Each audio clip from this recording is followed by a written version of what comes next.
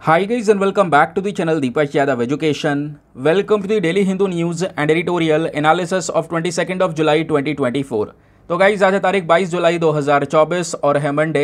देखेंगे आज के द हिंदू कंप्लीट न्यूज़पेपर को एनालाइज करेंगे। बट लेक्चर में आगे बढ़ने से पहले अगर आपको इस लेक्चर का PDF चाहिए तो क्या करना है, सबसे पहले डाउनलोड करना है टेलीग्राम, देन उसके बाद जाके सर्च बॉक्स में टाइप करना Deepak Yadav education UPSC। As you can see guys आपको ये वाला चैनल मिल जाएगा, इस पर क्लिक करना और जाकर इस चैनल को ज्वाइन कर लेना। यहाँ से आप डेली बेसिस पे इस लेक्चर के PDF को डाउनलोड कर पाओगे। नाउ हमेशा की तरह हम लोग अपने लेक्चर को एक मैप के क्वेश्चन के साथ स्टार्ट करेंगे। तो आज आप सभी को मैप में जाकर देखना है रवांडा को कहाँ पर है एग्जैक्टली लोकेटेड। इसको अच्छे से मैप में देखना, देन उसके बाद आकर नीचे कॉमेंट सेक्शन में टाइप करना, जिससे कि आप लोग इसको लंबे समय तक याद रख पाओगे।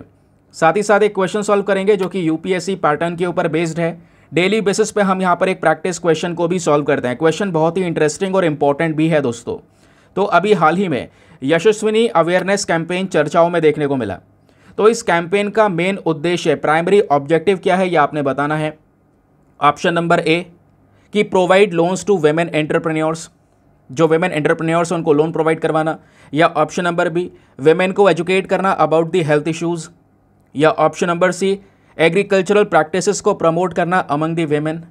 या ऑप्शन नंबर D वेमेन को एंकरेज करना टू पार्टिसिपेट इन पॉलिटिक्स। तो इसका सही आंसर सभी को नीचे कमेंट सेक्शन में देना है। एटलीस्ट सभी को इसमें पार्टिसिपेट करना है, जैसा मैं आप लोगों से डेली बेसिस पे बोलता हूँ। बाय द वे इसका जो करेक्ट आंसर है वो मैंने आपको टेलीग्राम पर प्रोवाइड करवा दिया है, वहाँ से भी आप इसको चेकआउट कर सकते हैं। और अगर वहाँ पर आंसर नहीं मिलता है तो भी कोई परेशान होने की ज़रूरत नहीं है, क्योंकि वीडियो के लास्ट में इसके करेक्ट आंसर का डिस्कशन हम लोग करेंगे। तो चलो शुभारंभ करते हैं और चलते हैं सबसे पहले थंबनेल वाले इंपॉर्टेंट आर्टिकल की तरफ।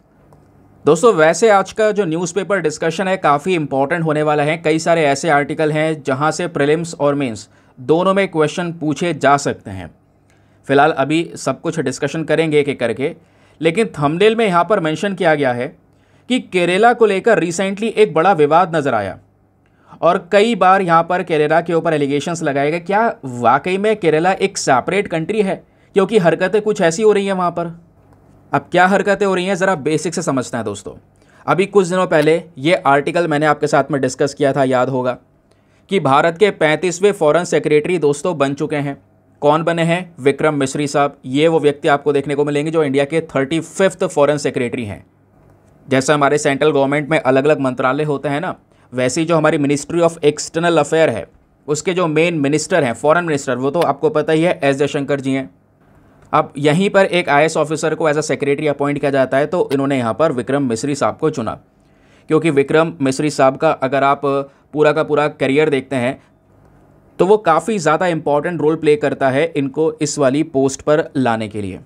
बताया गया है कि 1989 बैच के यहाँ पर ये ऑफिसर हैं, स्पेशली यहाँ पर इंडियन फॉरेन सर्विस के ऑफिसर, जो कि हमारे देश के 35वें फॉरेन सेक्रेटरी बनकर आए। तो दोस्तों मैंने अभी क्या बोला, हमारे देश के 35वें फॉरेन सेक्रेटरी, यानी कि जो ये पोस्ट है फॉरेन सेक्रेटरी की, ये सेंट्रल गवर्नमेंट के पास में होती है दोस्तों, ध्यान रखना। तो केंद्र सरकार के स्तर पर ये पोस्ट है जहां पर जितने भी फॉरेन अफेयर्स हैं बाहर के, वो सब यहां पर डील करे जाते हैं इसी पर्टिकुलर पोस्ट के माध्यम से। स्टेट का फॉरेन सेक्रेटरी नहीं होता, लेकिन यहीं पर कंट्रोवर्सी दोस्तों एरप्ट होती है इसी वजह से। क्यों?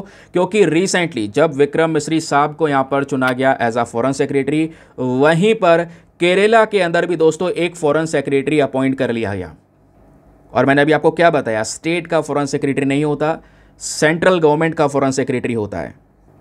तो यहाँ पर आप देख पाओगे ये वो लेडी हैं जिनको केरला की सरकार ने अपॉइंट किया। इनका नाम है वसुकी। तो एज अ फॉरेन सेक्रेटरी यहाँ पर ये अपॉइंट हुए, जिस वजह से लगातार बहुत सारी जो चर्चाएं हैं वो देखने को मिलेंगी। फिर उसके बाद ऑब्वियस सी बात है, जो अपोजिशन पार्टी है, यानी कि अब केरला के लिए सिंपल सी बात है अपोजिशन पार्टी बीजेपी हो गई, बीजेपी के लिए अपोजिशन पार्टी यहाँ पर बाकी इंडिया अलायंस हो गया। बट स्पेशली यहाँ पे हम बात कर रहे हैं बीजेपी की। तो बीजेपी ने दोस्तों यहाँ पर इस प्रकार के अपॉइंटमेंट को क्रिटिसाइज़ भी किया है और बोला है कि देखिए यहाँ पर ये चीज़ बिल्कुल गलत है। आप ऐसे कैसे फॉरेन सेक्रेटरी को अपॉइंट कर सकते हैं जबकि ये पोस्ट सेंट्रल गवर्नमेंट के पास में होती है।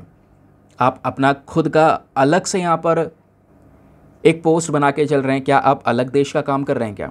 ये क्वेश्चन मार्क यहाँ पे लगा। उसके बाद शशि थरूर साहब ने भी दोस्तों यहाँ पर केरला के इस फॉरेन सेक्रेटरी अपॉइंटमेंट को अनयूजुअल बोला, ठीक है, लेकिन अनयूजुअल बोलने के साथ साथ इन्होंने यहाँ पर मेंशन किया, देखिए बस खाली ऐसी घोषणा तो की गई है, बट यहाँ पर अभी अगर वासुकी को काम करना होगा तो फिर भी सेंट्रल गवर्नमेंट के साथ में मिलकर यहाँ वहाँ पे कई सारे डिसीजंस को लेने के बाद में काम करना होगा। क्वेश्चन यहाँ पर यह उठता है, तो क्या जो स्टेट गवर्नमेंट होती है वो बिल्कुल भी फॉरेन सेक्रेटरी को मेंटेन नहीं कर सकता? ऐसा नहीं है। स्टेट गवर्नमेंट टेम्पररी बेसिस पर, दोस्तों ध्यान रखना, टेम्पररी बेसिस पर यहाँ पे थोड़े समय के लिए अपॉइंट कर सकते हैं। मान लो कोई मैटर हो गया है बाहर दूसरे कंट्रीज़ के साथ में, तो उसको डील करने के लिए। और वैसे आपको पता ही है केरला से कई सारे लोग हैं हमारे देश में, केरलाइट सबसे ज़्यादा ऐसे हैं जो दुनिया भर में फैले हुए हैं, अलग अलग जगह पर काम कर रहे हैं, स्पेशली अरब कंट्रीज़ के अंदर में। तो टेम्पररी बेसिस पे बना सकते हैं, लेकिन वो टेम्पररी बेसिस पे जो बनेगा वो भी सेंट्रल गवर्नमेंट के साथ मिलकर काम करेगा। आपने तो अलग सेपरेट पोस्ट ही जनरेट कर दी, नहीं केरला का फॉरेन सेक्रेटरी, ये क्या होता है? फिर यही तो मैटर उतर कर आता है दोस्तों कि भाई कोई राज्य है, एक पर्टिकुलर राज्य है, उसका फॉरेन मैटर्स में कोई बिजनेस नहीं होता। तो ये जो पर्टिकुलर कदम चला गया है केरला की सरकार की साइड से, इसको हम ये देख रहे हैं कि वो कोशिश कर रहा है हमारे संविधान की जो यूनियन लिस्ट है उसमें घुसने की, क्योंकि ये वाली पावर दोस्तों यूनियन लिस्ट के अंदर में, ठीक है, जहाँ पर सेंट्रल गवर्नमेंट ही उन सभी मैटर्स के ऊपर डिसीजंस ले सकती है। अब जब दोस्तों यहाँ पर ये सब कुछ हो गया था, तो जो हमारे फॉर्मर मिनिस्टर्स हैं, जो पहले रह चुके हैं, कैबिनेट सेक्रेटरी रह चुके हैं, है ना, उन सब के अलग अलग एक्सप्रेशंस आए। कई सारे लोगों ने अपने डाउट सामने दिखाए कि भाई ये अपॉइंटमेंट क्या था, कि जो इंटरनेशनल रिलेशंस है वो यहाँ पर सेंट्रल गवर्नमेंट के डोमेन में आता है, आप उसको खुद से हैंडल करने की कोशिश कर रहे हैं। अगर आपको ठीक है कोई ज़रूरत पड़ रही है, आप बाहर से मदद लेना चाहते हैं या कोई पर्टिकुलर इशू आपका जनरेट हुआ है, तो आप अप्रोच कर सकते हैं मिनिस्ट्री ऑफ एक्सटर्नल अफेयर को। आप वहाँ पे जाइए, ठीक है, उनकी मदद लीजिए, उनके साथ कोऑर्डिनेशन के बेसिस पे आप काम कर सकते हैं। क्योंकि हम ये भी समझते हैं केरला को लेकर, क्योंकि दोस्तों जैसे मैंने आपको पहले भी बताया, जो केरलाइट्स हैं जो दुनिया भर में काम कर रहे हैं दोस्तों, वो बहुत ज़्यादा हैं। बताया ये जाता है कि 195 जो देश हैं वर्ल्ड में, उनमें से 182 कंट्रीज़ में केरलाइट्स फैले हुए हैं। लेकिन उसके बावजूद भी आप कॉन्स्टिट्यूशन के यूनियन लिस्ट में नहीं घुस सकते। क्लियर हो गया कि मैटर क्या चल रहा है केरला से रिलेटेड। अब दोस्तों थोड़ी बेसिक चीज़ों को और समझो। जैसा कि अभी हमने यहाँ पर देखा, विक्रम मिस्री साहब भारत के 35वें फॉरेन सेक्रेटरी बनकर आते हैं। क्या होता है फॉरेन सेक्रेटरी और उसके पास में क्या क्या पावर्स होती है, आइए जानते हैं। फॉरेन सेक्रेटरी ऑफ इंडिया एक टॉप डिप्लोमेट माना जाता है भारत का, और जो मिनिस्ट्री ऑफ एक्सटर्नल अफेयर को हेड करता है। यानी ये अब जो व्यक्ति हैं वो एस जयशंकर साहब के साथ में मिलकर वर्क करने वाले हैं, और इनको अपॉइंट यहाँ पर एस जयशंकर साहब ने किया होगा, ठीक है, वही यहाँ पर अपना जो सेक्रेटरी है उसको साथ में लेते हैं। तो विक्रम मिस्री साहब के बारे में आपने यहाँ पे दोस्तों समझा। अब जब बात करते हैं इस पोस्ट के पावर्स के बारे में या इस पोस्ट की रिस्पॉन्सिबिलिटीज़ के बारे में, तो सबसे पहली चीज़, फॉरेन सेक्रेटरी एक एडमिनिस्ट्रेटिव हेड होता है हमारे मिनिस्ट्री ऑफ एक्सटर्नल अफेयर का, और हेड होने के साथ साथ एक बात और ध्यान रखिए, प्रिंसिपल एडवाइज़र का भी काम करता है। यानी कि अब ये व्यक्ति क्या करेंगे, हमारे एक्सटर्नल अफेयर मिनिस्टर को कई सारी चीज़ों के ऊपर में, जो जितने भी मैटर्स हैं हमारे एक्सटर्नल अफेयर से रिलेटेड, उनके ऊपर एडवाइस वगैरह देने का काम कर सकते हैं।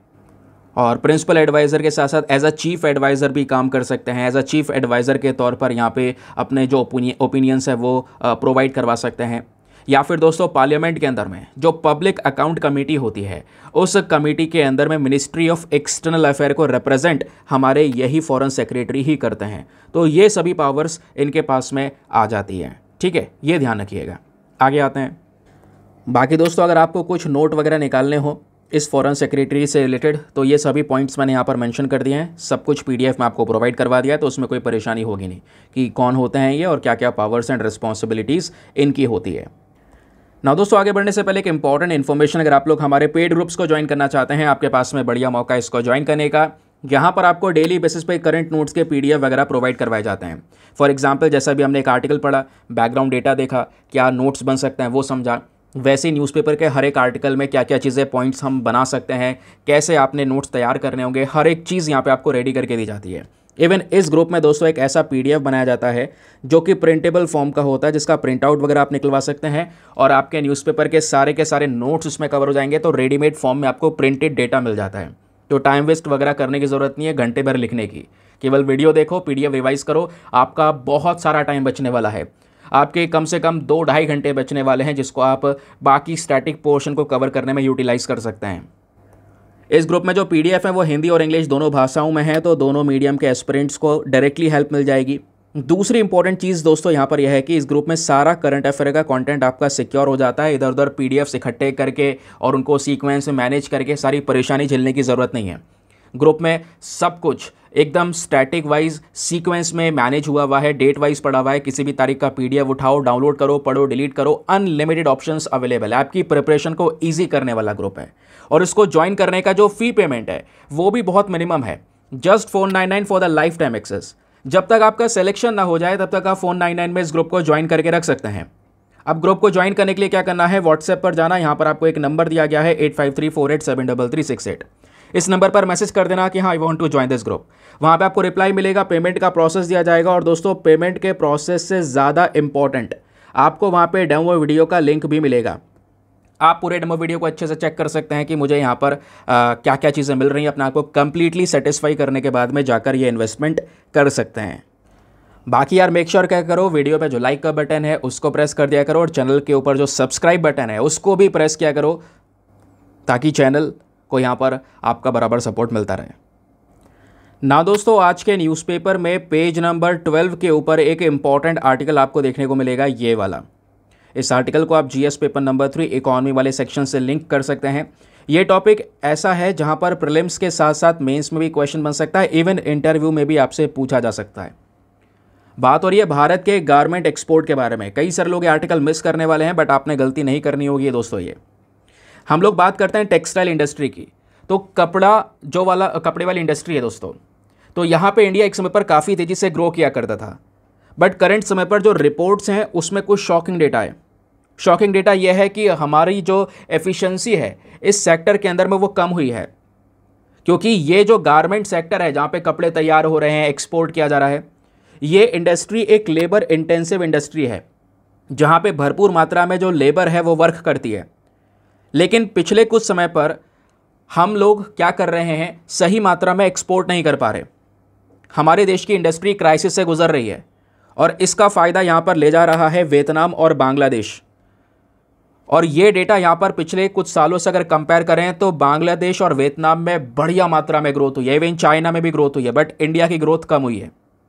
स्पेशली हम इन गारमेंट्स एक्सपोर्ट के मामले में बात कर रहे हैं। डेटा क्या बोलता है, आइए ये आप स्क्रीन पर अच्छे से देख पाएंगे कि भारत का जो गारमेंट एक्सपोर्ट है दोस्तों 2023-24 के अंदर में ये केवल $14.5 बिलियन का हुआ, जबकि 2013-14 में इससे ज़्यादा का हुआ था, $15 बिलियन का। तो क्या 2013-14 से 2023-24 तक हमारी कोई ग्रोथ नहीं हुई इस पर्टिकुलर इंडस्ट्री में, कि भाई और ग्रोथ कम ही हो गई? $15 बिलियन से सीधा $14.5 बिलियन के एक्सपोर्ट पर आ गए। फिर अगर आप देख पाओगे यहीं पर इसी पर्टिकुलर टाइम पीरियड में 2013 से 23 के बीच में वियतनाम का अगर हम ये गारमेंट एक्सपोर्ट का डेटा देखें तो वियतनाम में 82% से ग्रोथ हुई है। लगभग $33.4 बिलियन का यहाँ पे इन्होंने गारमेंट एक्सपोर्ट किया है।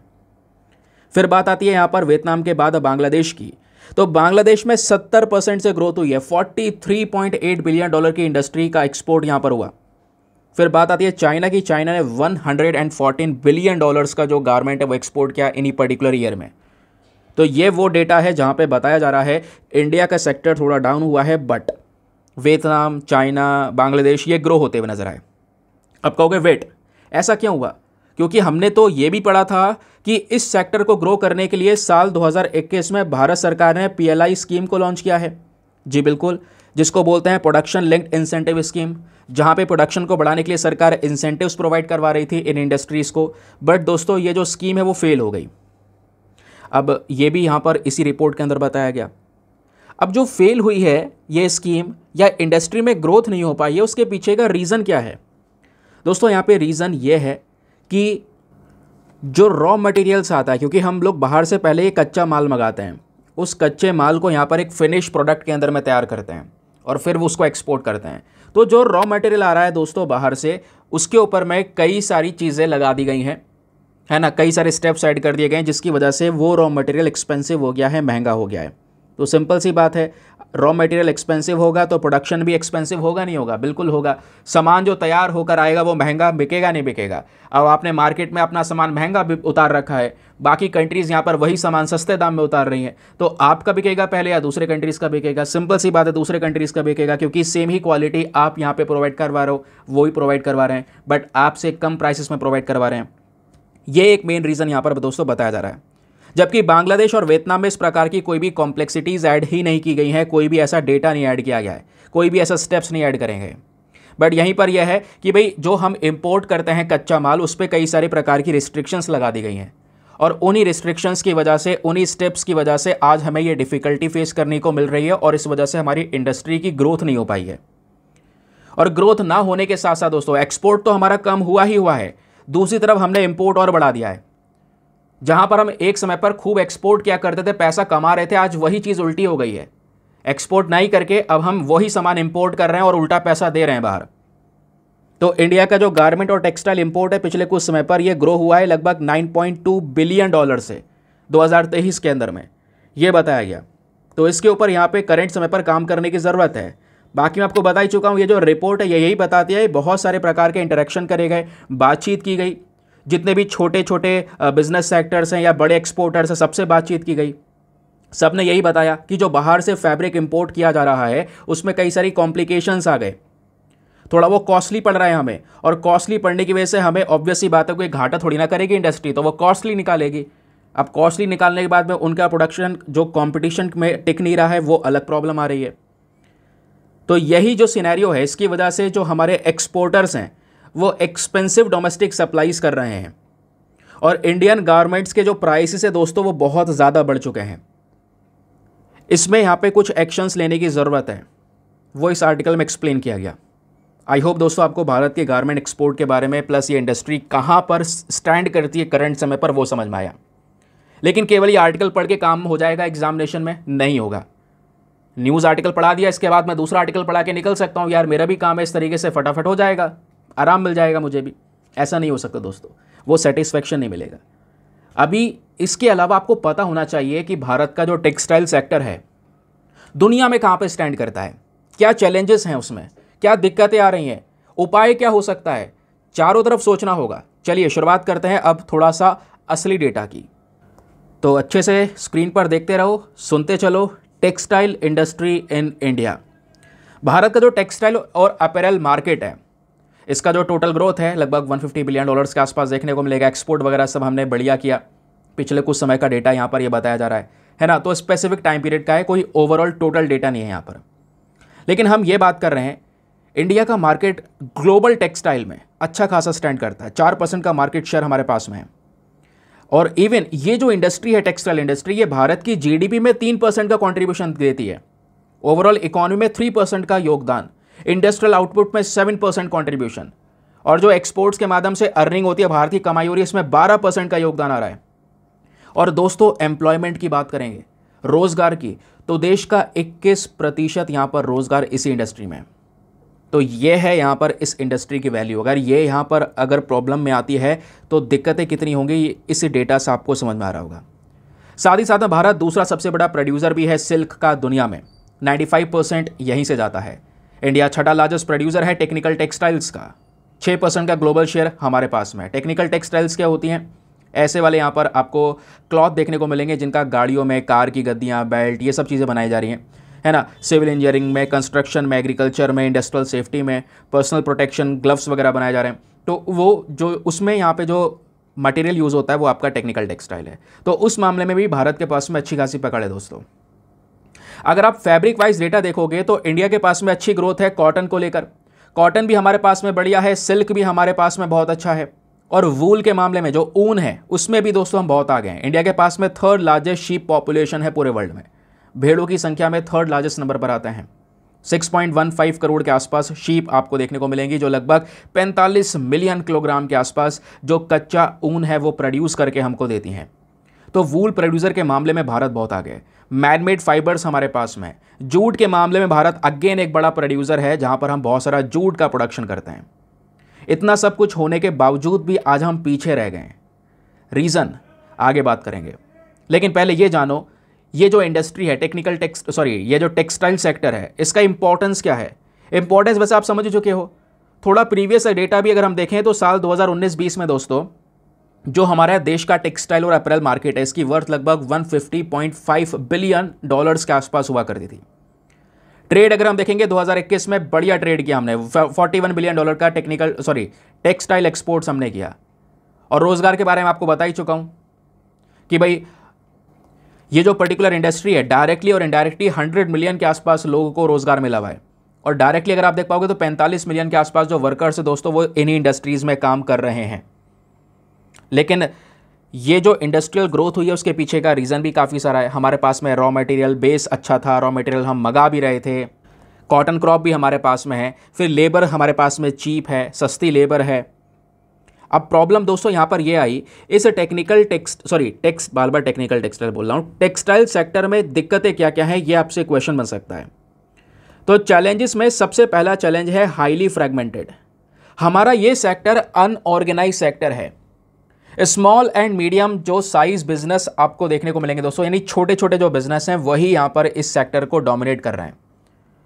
ज़्यादा कोई बड़ी इंडस्ट्री यहाँ पर नहीं है, ज़्यादा ऑर्गेनाइज वे में काम नहीं हो रहा है, ठीक है। फिर दूसरा जो सबसे बड़ा चैलेंज है वो है आउटडेटेड टेक्नोलॉजी। अगर हमारे पास में थोड़ा बहुत चीज़ें हैं भी तो उसका सही तरीके से हम यूज़ नहीं कर पा रहे, क्योंकि जो टेक्नोलॉजी हम यूज़ कर रहे हैं इस टेक्सटाइल सेक्टर में वो बहुत पुरानी है, जबकि दुनिया भर में नई मॉडर्न टेक्नोलॉजीज आ चुकी हैं, इस वजह से वो बहुत आगे भी हैं। तीसरी जो सबसे बड़ी समस्या है टैक्स स्ट्रक्चर के साथ में एक इशू क्रिएट होना। जब बात करें जीएसटी आया तो जीएसटी का टैक्स स्ट्रक्चर ने क्या किया, जो क्लॉथिंग है, जो ये कपड़ा सेक्टर है दोस्तों, उसको और एक्सपेंसिव बना दिया। जब ये महंगा हुआ तो आप मार्केट में दूसरे कंट्रीज़ के सामने नहीं टिक सकते, क्योंकि वही प्रोडक्ट वो सस्ता बेच रहे हैं, आपका महंगा हो गया है, तो आप यहाँ पर जो प्रोडक्ट है वो सही से बेच नहीं पाओगे। डिमांड जो है बेसिकली यहाँ पर आपका प्रोडक्ट खरीदा जा रहा था वो लोग नहीं खरीदेंगे, क्योंकि वही उससे कम प्राइस में आपको सेम प्रोडक्ट भी मिल रहा है।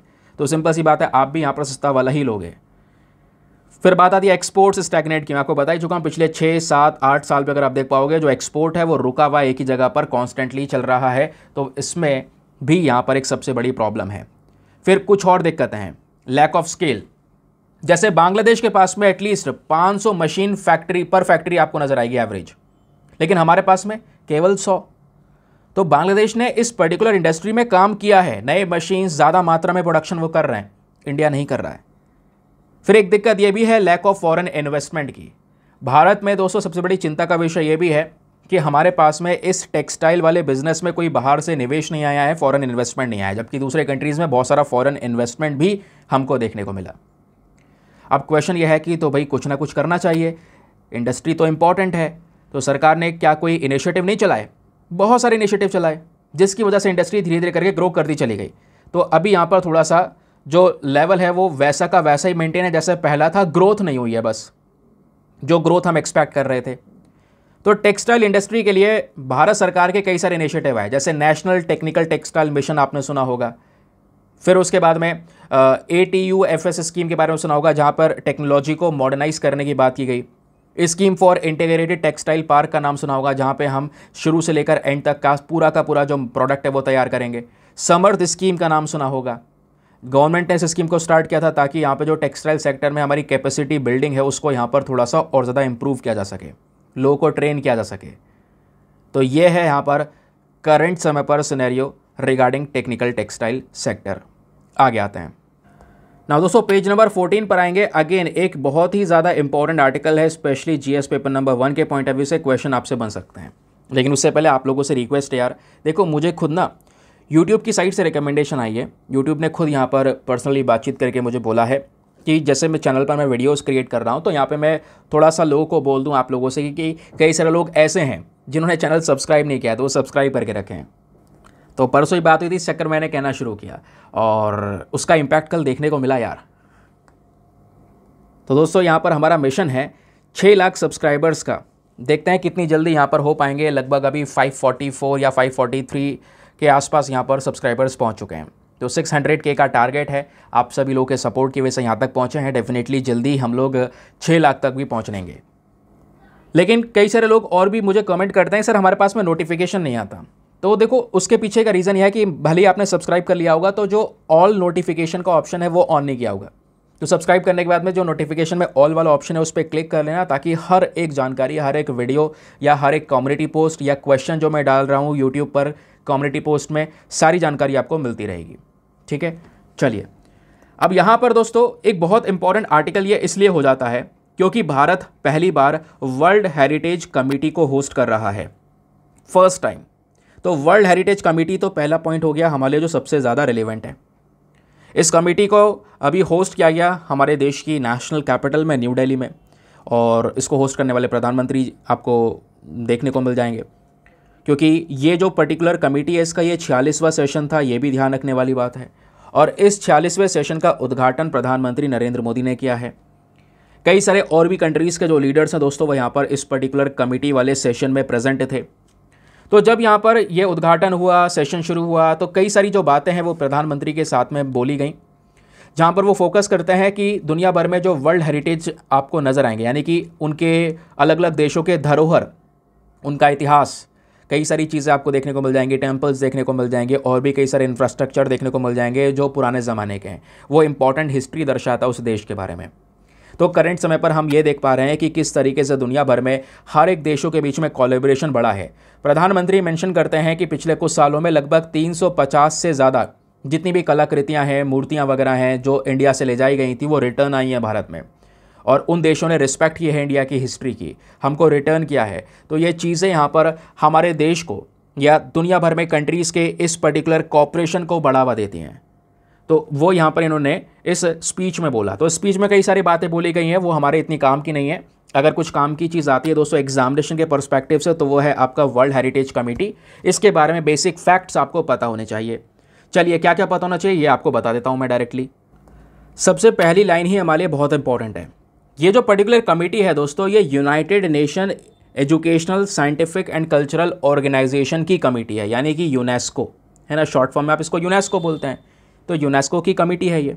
इस कमेटी की मेन रिस्पॉन्सिबिलिटी है कि दुनिया भर में जितनी भी कंट्रीज़ हैं जहाँ पर कई सारे हेरिटेजेस हैं, उनके अलग अलग धरोहर हैं जिनको वर्ल्ड हेरिटेज की लिस्ट में कवर किया गया है, वो सभी देश यहाँ पर इस कमेटी का हिस्सा बनते हैं, है ना। फिर कुछ नई और प्रॉपर्टीज़ वगैरह हैं तो उनको वर्ल्ड हेरिटेज लिस्ट में ऐड करना नहीं करना, वो भी डिस्कशंस यहाँ पर इस कमेटी के अंदर में होते हैं।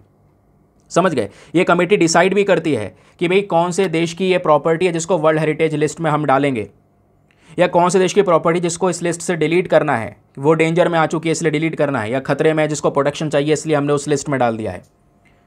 तो इस तरीके से यहाँ पर ये पर्टिकुलर कमेटी काम करती है, ध्यान रखिए। इस कमेटी का अपने आप में पूरा एक स्ट्रक्चर है, यानी कुछ मेंबर्स वगैरह इसमें प्रेजेंट होते हैं। वो स्ट्रक्चर्स कैसे हैं ज़रा इसको सुनिए दोस्तों।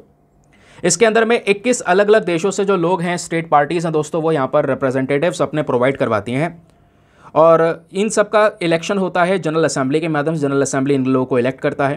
तो 21 कंट्रीज़ यहाँ पर इसमें स्ट्रक्चर में देखने को मिलेंगी। इस कमेटी के मेंबर्स की जब बात आती है तो जो मेंबर्स प्रेजेंट होते हैं दोस्तों वो 6 साल के लिए सर्व कर सकते हैं, लेकिन ज़्यादातर जो स्टेट पार्टीज़ हैं, ज़्यादातर जो कंट्रीज़ हैं दोस्तों, वो यहाँ पर 4 साल में ही हट जाती हैं। 4 साल तक मेंबरशिप तक रखती हैं ताकि यहाँ पे दूसरे कंट्रीज़ को भी अपॉर्चुनिटी मिले, वो इस कमेटी में रहकर तरीके से काम कर सकें। फिर बात आती है अब इस वर्ल्ड हेरिटेज कमेटी के ब्यूरो के बारे में, किस तरीके से यहाँ पर अलग अलग लोग देखने को मिलेंगे। इसका जो पूरा ब्यूरो होता है, पूरा ग्रुप होता है, इसमें 7 अलग अलग स्टेट पार्टीज़ होती हैं दोस्तों, और उन 7 कंट्रीज़ को यहाँ पर इलेक्ट किया जाता है एक कमेटी के माध्यम से। ठीक है। अब जब वो 7 होंगे तो 7 स्टेट पार्टीज़ में एक चेयरपर्सन होंगे, 5 वाइस चेयरपर्सन होंगे और एक रैपर्टर होगा। इस तरीके से यहाँ पर लोगों को अपॉइंट किया जाता है। इसमें ये सभी लोग होते हैं। अब क्वेश्चन यह है कि चलो लोग कमेटी बना ली, एक चेयरपर्सन, 5 वाइस चेयरपर्सन, एक रैपर्टर आ गए। अब इसका काम क्या है? इस particular bureau of the committee का काम है आपस में मिलकर कोऑर्डिनेट करना, और कमेटी के अंदर जितना भी काम हो रहा है उसकी जो डेट्स वगैरह हैं वो फिक्स करना, जो बिजनेस मीटिंग्स वगैरह होती हैं वो सब फिक्स करना, वो सब काम इस कमेटी का है। और जैसे मैंने आपको बताया, ये पूरी वर्ल्ड हेरिटेज कमेटी ही किसका हिस्सा है? यूनेस्को का। तो यूनेस्को के बारे में भी ये 3 पॉइंट्स हैं जो हमें पता होने चाहिए। यूनेस्को खुद दोस्तों यूनाइटेड नेशन की एक स्पेशलाइज्ड बॉडी है, जैसे यूनाइटेड नेशन सिक्योरिटी काउंसिल वगैरह वगैरह, ऐसे कई सारे बॉडीज़ हैं यूनाइटेड नेशंस के। वैसे ही खुद यहाँ पर यूनेस्को भी इसका एक हिस्सा है या एजेंसी है, स्पेशल एजेंसी है। यूनेस्को को यहाँ पर दोस्तों बनाया गया था एक मिशन के तौर पर, जहाँ पे हमारा मेन पर्पस था कि हम क्या कर सकें, दुनिया भर में जो कंट्रीज़ उनके बीच में कोलैबोरेशन करवा सकें एजुकेशन, साइंस और कल्चर को लेकर, ताकि सभी देशों में शांति और सिक्योरिटी मेंटेन हो सके। तो यूनेस्को का जो ये कल्चरल कन्वेंशंस हैं या जितने भी यहाँ पर प्रोजेक्ट हैं, वो एक इंटरनेशनल कोऑपरेशन प्रोवाइड करवाते हैं। सभी कंट्रीज साथ में मिलकर आके काम कर रही होती हैं यूनेस्को के अंडर में, तो एक प्लेटफॉर्म हमें ऐसा मिल जाता है। यूनेस्को में दोस्तों 193 कितने 193 कंट्रीज़ जो हैं वो इसका हिस्सा हैं और 11 इसके एसोसिएट मेंबर्स भी हैं। तो ये बेसिक फैक्ट्स आप यूनेस्को के बारे में भी ध्यान रख सकते हैं। क्लियर हो गया? चलिए आगे आते हैं। ना दोस्तों आते हैं पेज नंबर 16 पर। अगला आर्टिकल जो हमारा वर्ल्ड पेज पर है। अब वर्ल्ड पेज पर नेपाल में क्या चल रहा है वो ऑलरेडी डिस्कशन कर चुके हैं, पूरा रिलेशन मैंने आपको प्रोवाइड करवा दिया। नेपाल में जो केपी शर्मा ओली हैं वो वोट ऑफ कॉन्फिडेंस भी जीत चुके हैं पार्लियामेंट में। तो नेपाल में जो अभी रिसेंटली एक नए प्रधानमंत्री हुआ करते थे प्रचंड कुमार दहल, वो हट गए, उनकी सरकार गिर गई। उनकी जगह केपी शर्मा ओली एक नए प्रधानमंत्री बनकर आए, वो यहाँ पर कवरेज दिया गया है। खैर उसको छोड़ो, आओ सबसे इंपॉर्टेंट टॉपिक पर, वो है ये वाला। बात हो रही है चाइना और फिलीपींस के बारे में। एक नया रास्ता दिख रहा है साउथ चाइना सी में शांति का। वो शांति का रास्ता क्या है कि चाइना और फिलीपींस दोनों मिलकर एक डील को रीच कर चुके हैं, जहां पर फोकस है कि शोल वाले रीजन में जो चाइना फिलीपींस भिड़ रहे हैं आपस में, उन क्लैशेस को रोका जाएगा और एक दूसरे की टेरिटरीज को सपोर्ट करते हुए। अब पहले दोस्तों यहाँ पर ये आर्टिकल मैं पढ़ा दूंगा ना, तो आपके दिमाग के ऊपर से निकल जाएगा। पहले थोड़े मैप वगैरह समझो, बेसिक फैक्ट समझो कि आखिरकार समस्या क्या है। साउथ चाइना सी एक बहुत ही कंट्रोवर्शियल प्लेस है। कई बार दोस्तों आर्टिकल्स में जो बड़े बड़े यहाँ पर डिप्लोमेट्स है, राइटर्स है, वो सब लिख के जा चुके हैं कि भाई साउथ चाइना सी भी एक रीज़न बन सकता है दुनिया में बड़ी वॉर का। ऐसा क्या है साउथ चाइना सी में, समझिए। अब दोस्तों जैसा नाम से ही प्रतीत होता है कि ये चाइना के साउथ वाले पोर्शन पे है, चाइना के जस्ट साउथ में है, नीचे इस चक्कर में साउथ चाइना सी नाम रख दिया, ठीक है। और वैसे ही कुछ हमें दिखाई भी देता है, ये आप देख पाओगे, ऊपर चाइना है, नीचे जो ये समुद्र है ये है साउथ चाइना सी। अब इसी समुद्र में दोस्तों कुछ आइलैंड्स नजर आएंगे। वैसे यहाँ पर वियतनाम भी ध्यान रखिएगा, इधर यहाँ पे फिलीपींस है, ये भी ध्यान रखिएगा, है ना। यहीं पर आप देख पाओगे स्पार्टले आइलैंड्स हैं, यहीं पर पैरासल आइलैंड्स हैं। तो प्रॉब्लम क्या है, आइलैंड्स हैं तो हैं, सभी जगह पर होते हैं, क्या दिक्कत है? दिक्कत यह है दोस्तों, ये जो पूरा साउथ चाइना सी है ना, चाइना बोलता ही है पूरा समुद्र ही मेरा है और इसमें जो टेरिटरीज प्रेजेंट है वो भी मेरी हैं। यहीं पर कंट्रोवर्सी खड़ी हो जाती है यार, क्योंकि फिलीपींस के पास भी छोटे छोटे कई सारे आइलैंड्स हैं, वियतनाम के पास में छोटे छोटे कई सारे आइलैंड्स हैं। चाइना बोलता है ये मेरा हिस्सा है, अब फिलीपींस बोलता है भाई ये मेरा हिस्सा है। यहीं पर दोस्तों बीच में एक शोल प्रेजेंट है जिसको बोलते हैं थॉमस शोल, जहाँ पे डीप वाटर में कई सारी मछलियाँ वगैरह पाई जाती हैं। तो उस वाले शोल पर दोस्तों यहाँ पर चाइना आया और चाइना ने उस पर्टिकुलर एरिया को कब्जा लिया। फिलीपींस कह रहा भाई वो हमारी टेरिटरी है यार, है ना, आप ऐसे कैसे कर सकते हैं। चाइना बोलता है 9 डैश लाइन के अंदर का हिस्सा सब हमारा है।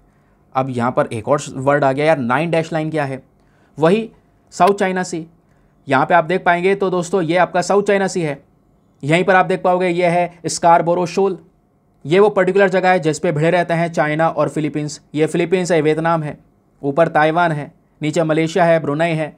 ये सभी कंट्रीज़ वो हैं जिनके डिस्प्यूट्स हैं चाइना के साथ में, क्योंकि चाइना इनकी टेरिटरीज़ को क्लेम करता है। केवल हमारे साथ ही गेम नहीं खेल रहा है, हमारी टेरिटरीज़ में घुसकर और कहता है अरुणाचल प्रदेश हमारा है, ये हमारा है और ये सब है। तो वैसा ही इन देशों के साथ में भी दोस्तों ये भी काफ़ी सारी परेशानियां झेल रहे हैं। तो 9 डैश लाइन बेसिकली ये है, ये डैश देख रहे हो, 1 2 3 4 5 6 7 8 9, ये 9 डैश जो है इसके अंदर का हिस्सा, जिसमें पैरासल आइलैंड, स्प्राइटले आइलैंड, स्कारबलोग, बोरोशॉल, ये सब यहाँ पर चाइना बोलता है मेरी टेरिटरी है, मेरी टेरिटरी है। और फिलीपींस और चाइना अभी रिसेंटली भिड़ गए थे, पता होगा, इसी शोल वाले रीजन में। तो काफ़ी दिनों से डिस्प्यूट चल रहा था ना, उस डिस्प्यूट में थोड़ी राहत मिल चुकी है। तो वही तो दिखाया गया है कि चाइना एंड फिलीपींस एक डील पे पहुंच चुके हैं जहां पर ये अपनी लड़ाई को ख़त्म करने वाले हैं। ये स्टेटमेंट खुद फिलीपीन की सरकार ने संडे में दिया। तो फिलीपीन ने यहाँ पर ऑक्यूपाई कर रखा है second Thomas Shoal, but China बोलता है कि भैया वो हमारा हिस्सा है। इस चक्कर में आपस में दोनों भिड़ गए, लड़ाई हो गई। अब संडे में एक इंपॉर्टेंट डील हो जाती है, स्पेशल मीटिंग बैठती है मनीला के अंदर में, जहाँ पर दोनों देशों के जो डिप्लोमेटिक लीडर्स हैं वापस में एक दूसरे के साथ में नोट्स भी एक्सचेंज करते हैं। फिर उसके बाद में दोनों देशों की टेरिटोरियल क्लेम्स को ध्यान में रखते हुए दोनों देशों ने यहाँ पर यह बोला है ठीक है हम अपनी इस सिचुएशन को डीएस्केलेट करेंगे, यानी उस पर्टिकुलर समुद्र वाले हिस्से पे इधर फिलीपीन खड़ा है, इधर यहाँ पर चाइना की फोर्स खड़ी है, तो इस एरिया को खाली किया जाएगा, भैया हम पीछे पीछे हट जाएंगे। तो ये जो जितनी भी प्रॉब्लम्स क्रिएट हुई हैं आपस में, उन सबको बातचीत करके निपटा दिया जाएगा और कोई भी प्रॉब्लम क्रिएट नहीं होगी, किसी की टेरिटरी को कोई नुकसान नहीं पहुंचाया जाएगा, ठीक है। और चाइना ने ये भी बोला है कि जितने भी विवाद हैं इनके, कई सारी और भी सरकारों के साइड में, स्पेशली साउथ चाइना सी में, जैसे मैंने बोला ना, वियतनाम, ताइवान, इनके साथ भी डिस्प्यूट्स हैं, तो उन डिस्प्यूट्स को भी यहाँ पे रिजॉल्व किया जा सकता है दोस्तों, क्योंकि चाइना ने कई सारे देशों के साथ में बॉर्डर को लेकर विवाद क्रिएट कर रखा है, तो उनके लिए भी रास्ते खुल चुके हैं कि साउथ चाइना सी में थोड़ा सुधार हो सकता है। इस वजह से यहाँ पर ये चर्चाओं में क्लियर हो गया। कुछ अगर लिखना हो जो मैंने आपको बताई है, तो साउथ चाइना डिस्प्यूट के बारे में ये सभी डेटा आपको यहाँ पे प्रोवाइड करवा दिया, परेशान होने की ज़रूरत नहीं है, ठीक है।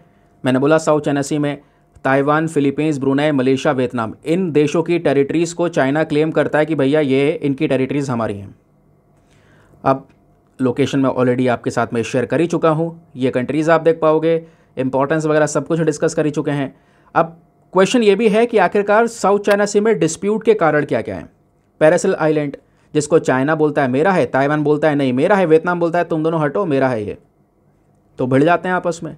फिर स्प्रेटल आइलैंड, अभी हमने जो मैप में देखा, चाइना बोलता है मेरा है, ताइवान, वियतनाम, ब्रुनेई, फिलीपींस सब बोलते हैं भैया ये हिस्सा मेरा है, भिड़ गए सब आपस में। फिर वही स्कार्बरो शॉल, फिलीपीन, चाइना, ताइवान, ये भी भिड़े रहते हैं, ठीक है। नौ आते हैं पेज नंबर 14 पर, एक और बहुत ही रेलिवेंट टॉपिक दोस्तों यहाँ पर आपको नजर आएगा।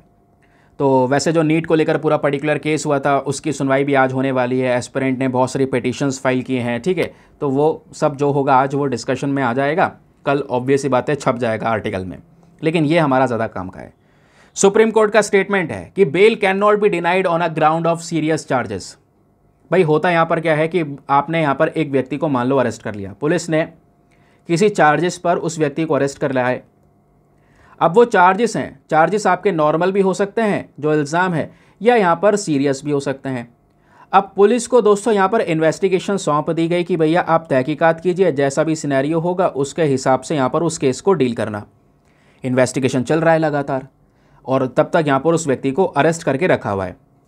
अब वो जो अरेस्ट करके रखा हुआ है व्यक्ति, अगर वो देख रहा है कि इन्वेस्टिगेशन इनसे प्रॉपर नहीं हो पा रही है, तो भैया वो बेल की मांग कर सकता है कि भैया छोड़ो हमें को, जब होगा मैटर तब हमें बुला लेना, अभी के लिए छोड़ दो, बेल पर छोड़ दो थोड़े समय के लिए, जब जब ज़रूरत पड़ेगी मैं प्रस्तुत हो जाऊंगा सामने, ठीक है, इन्वेस्टिगेशन आप करते रहो। तो दोस्तों यहाँ पर कई सारे केसेस में बेल दे दी जाती है, और बेल भी अलग अलग प्रकार की होती है, एंटीसिपेटरी बेल, डिफ़ॉल्ट बेल, कई सारे नाम आपने यहाँ पर सुने होंगे, अभी बताऊँगा, डोंट वरी। तो यहीं पर ना क्या होता है, एक पर्टिकुलर केस ऐसा है जो कि साल 2015 का है, वो यहाँ पर समझाया गया। और 2015 में हुआ क्या था मैं आपको थोड़ा ये बता देता हूँ। इंडिया नेपाल के बॉर्डर पर एक व्यक्ति को अरेस्ट किया गया, उसके पास में कुछ फेक इंडियन करेंसी नोट्स थे, लगभग 23 लाख रुपए फेक नोट, जाली नोट, और उसको जेल में डाल दिया गया 2015 में। तब से वो व्यक्ति जेल में है, और उसको लेकर यहाँ पर थोड़ी बहुत जो अपील वगैरह की गई थी कि भाई बेल दी जाए इलाहाबाद हाई कोर्ट के अंदर में, इलाहाबाद हाई कोर्ट ने मना कर दिया, डिनाई कर दिया, हम बेल नहीं दे रहे इसको, सीरियस चार्ज है ना, सीरियस केस है, बॉर्डर पर हो सकता था कुछ बड़ा प्रॉब्लम क्रिएट कर सकता था भारत के लिए, इसलिए हमने सीरियस चार्जेस में इसको धर लिया है, बेल हम देंगे नहीं। केस पहुंचा सुप्रीम कोर्ट के पास, सुप्रीम कोर्ट ने यह नोट करते हुए बोला bail can not be denied on the grounds of serious charges. Bail आपको देनी चाहिए थी, आप बेल कि भाई केसेस सीरियस चार्जेस, आपने प्रॉपर इन्वेस्टिगेशन किया नहीं, आपके पास में प्रॉपर तरीके से रिपोर्ट्स नहीं है कि हाँ एग्जैक्टली क्या था क्या नहीं था पूरा मैटर, आपने उस व्यक्ति को केवल अरेस्ट करके रखा है, यानी वो case basically under trial case है। अंडर ट्रायल केस यानी कि इन्वेस्टिगेशन चल रहा है, मुजरिम साबित नहीं हुआ है, तो भले यहां पर कितना सीरियस चार्जेस हो आप बेल मना नहीं कर सकते, कॉन्स्टिट्यूशन के अगेंस्ट में चला जाएगा। यह बात यहां पे सुप्रीम कोर्ट ने मेंशन की है, समझ गए, यानी बेल देनी चाहिए थी। क्लियर हो गया। तो चार्जेस का जो सीरियसनेस है, चाहे कितना भी खतरनाक चार्जेस हो, उसको आपने दूसरी चीज़ों के साथ में बैलेंस करना होगा। बैलेंस करना होगा मतलब आप कस्टडी कीजिए, अगर चार्जेस सीरियस हैं तो आप सारी डिटेल्स निकालिए, अगर मान लो कोई इल्ज़ाम लगा है किसी व्यक्ति पे बहुत सीरियस है, तो जितना भी इन्वेस्टिगेशन, जितना भी डिटेल इन्वेस्टिगेशन करना है सब करिए, और उस मामले का जो पूरा नतीजा है, कंक्लूजन है, वहाँ तक आइए, उसके बाद उसको आप अरेस्ट कर लो, कब तक धर लिया जाए कोई बात नहीं है, लेकिन तब तक के लिए यहाँ पर उसके पास में, क्योंकि कोई भी अगर अंडर ट्रायल प्रिजनर है, मुजरिम साबित नहीं हुआ बट जेल में अरेस्टेड है, उसके पास में फंडामेंटल राइट होता है स्पीडी ट्रायल का, कि आप तेज़ी से यहाँ पर इस केस को देखें। ये भी बात यहाँ पर कोर्ट ने बोली है। तो यहाँ पे थोड़ा सा अंडर ट्रायल प्रिजनर्स के सपोर्ट में सुप्रीम कोर्ट ने मेंशन किया ये डेटा जो आपको पता होना चाहिए। अब क्वेश्चन यहाँ पर यह है कि हमने ये तो डिस्कस कर लिया चलो बेल वगैरह के बारे में। अब दोस्तों ये बेल होती क्या है ज़रा ये बता देता हूँ और बेल के प्रकार बता देता हूँ। ज़रा ये ध्यान से सुनना, इंपॉर्टेंट पोर्शन है ये, क्योंकि ये टॉपिक आपके जीएस पेपर नंबर 2 के अंदर में जुडिशरी और इंडियन कॉन्स्टिट्यूशन का हिस्सा बन जाएगा। ठीक है, चलिए बेल का मतलब क्या होता है? बेल का मतलब है एक कंडीशनल या प्रोविजनल रिलीज करना एक व्यक्ति को जो लीगल कस्टडी में है। कहने का मतलब है भाई किसी पे इल्ज़ाम तो उसको अरेस्ट कर लिया, लेकिन अभी तहकीकात चल रही है, इन्वेस्टिगेशन चल रहा है, तो उसको थोड़े समय के लिए हम छोड़ सकते हैं बेल पर। एक कंडीशन के बेसिस पर प्रॉमिस करवा लिया जाएगा कि भैया जब जब कोर्ट को ज़रूरत पड़ेगी तब तक वो प्रस्तुत होगा हर बार। इस बेसिस पर उसको छोड़ दे देते हैं, बेल दे देते हैं समय के लिए, थोड़े समय के लिए। अब इंडिया में दोस्तों बेल भी अलग अलग प्रकार की हैं। जैसे एक होती है आपकी रेगुलर बेल। रेगुलर बेल में क्या होता है, जो हमारी कोर्ट है वो डायरेक्टली यहाँ पर क्या है, ये डायरेक्शन दे देती है। ठीक है, हमारे देश में कोई भी कोर्ट, ध्यान रखना बहुत ज़्यादा इंपॉर्टेंट पोर्शन है, हमारे देश में कोई सा भी कोर्ट एक व्यक्ति को ये रेगुलर बेल दे सकता है। और इस बेल के लिए उस व्यक्ति को अप्लाई भी तो करना पड़ेगा भाई, है ना, एप्लीकेशन फाइल करनी होगी। ऐसे थोड़ी ना फालतू में बेल दे देंगे, आपको पहले फाइल जो है वो अप्लाई करनी होगी, फिर देखा जाएगा कि हाँ बेल दे सकते हैं या नहीं। तो एक व्यक्ति रेगुलर बेल के लिए एप्लीकेशन फाइल कर सकता है सीआरपीसी के सेक्शन 439 एंड 437 के तहत। अभी तो खैर ये चेंज हो गए हैं। फिर बात आती है यहाँ पर इंतरिम बेल की। रेगुलर बेल समझ में आ गया दोस्तों। दूसरा आता है हमारा इंतरिम बेल। ये जो बेल है ये टेम्पररी बेसिस या शॉर्ट पीरियड के लिए दिया जाता है।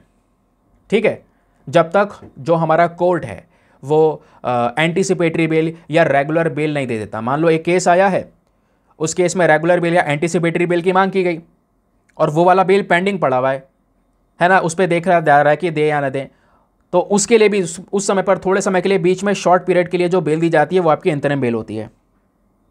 फिर तीसरी प्रकार की जो बेल होती है वो होती है एंटीसिपेटरी बेल, जिसको लेकर एसएससी या कई सारे गवर्नमेंट एग्जामिनेशंस में ऑलरेडी प्रश्न बन चुका है। ये चर्चाओं में भी रहता है अक्सर और ये थोड़ा यूनिक पॉइंट भी है। एंटीसिपेटरी बेल क्या होता है दोस्तों? ये एक डायरेक्शन होता है जो कि इशू किया जाता है एक पर्टिकुलर व्यक्ति के लिए before the person is arrested. कहने का मतलब है एक व्यक्ति जिसके ऊपर मान लो कोई खुलासा हुआ, इल्ज़ाम लगे, अब पुलिस पहुंच गई उसको अरेस्ट करने के लिए, लेकिन वो अरेस्ट होने से पहले पहले भी एक बेल की मांग कर सकता है जिसको बोलता है एंटीसिपेटरी बेल। इस सिचुएशन में जो यहाँ पर अरेस्ट या जो पर्सन यहाँ पे दोस्तों यहाँ कह सकते हो अरेस्ट करने वाले थे उसे, वो अरेस्ट से पहले बेल मांग सकता है। अगर बेल दे दी जाएगी तो यहाँ पे उसको अरेस्ट नहीं करा जाएगा, है ना। एंटीसिपेटरी बेल अरेस्ट होने से पहले मिल जाता है, ध्यान रखिए। लेकिन इस बेल को प्राप्त करने के लिए एक व्यक्ति को एप्लीकेशन फाइल करनी होती है under the section 438 of the CrPC. और यह भी बात ध्यान रखिए, एंटीसिपेटरी बेल केवल और केवल, ओनली वर्ड लगा हुआ है, केवल और केवल सेशन कोर्ट या हमारे हाई कोर्ट ही दे सकते हैं। फिर एट द लास्ट यहां पर सबसे इंपॉर्टेंट आता है डिफॉल्ट बेल। इसको लेकर भी कई कंट्रोवर्सीज, कई सारे केसेस नजर आते हैं। डिफॉल्ट बेल क्या है दोस्तों? डिफॉल्ट बेल है right to bail that accrues when the police fail to complete investigation. कहने का मतलब है भाई आपने एक व्यक्ति को अरेस्ट कर लिया, ठीक है, चलो वो चुपचाप आ गया आपके साथ में, आपने इल्ज़ाम लगाए थे, इल्ज़ाम जो भी लगे उसके बेसिस पे अरेस्ट किया। अब उस जो हमारी पुलिस है उनको एक पर्टिकुलर स्पेसिफाइड पीरियड दिया गया है, 90 दिन, जो भी दिन दिए गए कि भाई आप जरा पूरा कस्टडी कीजिए, इन्वेस्टिगेशन कीजिए, ये सही है गलत है। अब मान लो जो 90 दिन दिए गए थे, उस 90 दिन में भी पुलिस वालों से इन्वेस्टिगेशन नहीं हो पाया, वो यहाँ पर नतीजे तक नहीं पहुँचते, तो क्या होगा? ये जो व्यक्ति है जिसको अरेस्ट किया गया था उसके पास में हक है बेल मांगने का, जिसको बोलता है डिफॉल्ट बेल। तो वो मांग कर सकता है भैया जब आपने इन्वेस्टिगेशन में नहीं कुछ खोजा, आपको जो टाइम पीरियड दिया था आपको कुछ नहीं मिला उस दौरान, तो मुझे आप बेल दीजिए। तो वो यहाँ पर हक से बेल मांग सकता है, जिसको बोलते हैं डिफॉल्ट बेल या इसको स्टैच्यूटरी बेल भी बोला जाता है। इसके बारे में सीआरपीसी के सेक्शन 167 क्लॉज 2 के अंदर में मेंशन्ड है। ठीक है, ध्यान रखेंगे दोस्तों, ये बहुत इंपॉर्टेंट है। नाउ आगे आएंगे सेशन के ऊपर विराम लगाएंगे, लेकिन उससे पहले दोस्तों मैं आपको बता दूं कुछ और आर्टिकल भी हैं, जैसे चांदीपुरा वायरस, मतलब मल्टीपल टाइम डिस्कशन हो चुका है। फिर फ्रंट पेज पर आपको निपा वायरस का केस देखने को मिला, निपा वायरस कल ही डिस्कस किया है, तो ऐसे केसेस रिपीटेड हैं, है ना। तो कुछ ऐसे रिपीटेड आर्टिकल्स हैं जो कल ही डिस्कस किए हैं, तो वो भी आए हैं, क्योंकि आपको पता है भाई देखो होता क्या है, न्यूज़पेपर में आपकी खबरें चल रही हैं, जैसे आज ये केस हुआ, कल इसके 2 केस निकल कर आ गए, तो कल फिर से कवर हो जाएगा मामला, और कुछ नया अपडेट आ गया तो फिर से वही खबर आ जाएगी। तो एग्जाम के लिए उसकी रेलिवेंसी खत्म हो जाती है, केवल एक बार पढ़ना होता है। ठीक है, बाकी आते हैं वर्ड ऑफ द डे के ऊपर में। आज का वर्ड ऑफ द डे क्या है? वर्ड ऑफ द डे है चर्लिश। चर्लिश का मतलब होता है रूड, थोड़ा सा अकड़ दिखाना। अशिक्षित कह सकते हैं, अभद्र है ना, अभद्र का भी इस्तेमाल कह सकते हैं कि भाई हाँ यहाँ पर इसका नेचर थोड़ा सा चर्लिश है, ऐसा कि यहाँ पे बोला जा सकता है। तो जैसे यहाँ पर सेंटेंस में इसका यूज़ किया गया है कि किड्स टुडे आर रूड, बच्चे जो हैं आज के समय पर काफ़ी रूड हमको देखने को मिलते हैं, चर्लिश देखने को मिलते हैं, लेकिन हमारे नहीं। कुछ इस तरीके का सेंटेंस यहाँ पे यूज़ किया गया है। तो आप भी यहाँ पर इस चर्लिश वर्ड का यूज़ करके एक बढ़िया सा सेंटेंस बनाइए। फटाफट सेंटेंस बनाओ, सेंटेंस बनाना ज़रूरी है, नीचे कमेंट सेक्शन में ज़रूर से उस सेंटेंस को लिख देना। चलिए दोस्तों, आते हैं प्रैक्टिस क्वेश्चन के ऊपर। क्वेश्चन आपसे पूछा गया था यशस्विनी अवेयरनेस कैंपेन, इसका प्राइमरी ऑब्जेक्टिव क्या है? तो इसका सही उत्तर है ऑप्शन नंबर ए, भाई लोन्स प्रोवाइड करवाना हमारी वेमेन एंटरप्रेन्योर्स को, ये इसका प्राइमरी मेन ऑब्जेक्टिव है। ये इनिशिएटिव रिसेंटली लॉन्च किया गया है एमएसएमई के माध्यम से, that is ministry of micro small and medium enterprises के माध्यम से। इस एमएसएमई का मेन एम, मेन पर्पस क्या है? महिलाओं को और सशक्त करना, उनको रिसोर्सेज, ट्रेनिंग और सपोर्ट प्रोवाइड करवाना एंटरप्रेन्योरशिप के लिए, बिजनेसेस के लिए। उसी के लिए पर्टिकुलर अवेयरनेस कैंपेन, यशस्विनी अवेयरनेस कैंपेन लाया गया है। ठीक है, ध्यान रखिए। चलिए आते हैं दूसरे पॉइंट पर। यहाँ पर बात हो रही है यही जो कैंपेन है दोस्तों, ये फॉर्मल एजुकेशन प्रोवाइड करवाता है वेमेन को, जो भी वेमेन यहाँ पर इस एंटरप्राइजेस के अंदर में ऑपरेट कर रही हैं, उनको लेकर अवेयरनेस फैलाना, एमएसएमई की जो स्कीम्स आ रही हैं उसके बारे में अवेयरनेस फैलाना कि वो कैसे यूटिलाइज कर सकती हैं। ठीक है ना, मिलते हैं आप लोगों से अगले वीडियो में दोस्तों। आज के लिए बस इतना ही। बाकी मॉर्निंग वाला इंडियन एक्सप्रेस का वीडियो भी अपलोड हुआ है, उसको भी एक बार रीचेक कर लेना, आपको मज़ा आएगा देखने में, क्वेश्चन वगैरह सॉल्व कर पाओगे आप आराम से। बाकी मिलेंगे आप लोगों से अगले वीडियो में। आज के लिए bye bye, have a nice day, thank you and जय हिंद।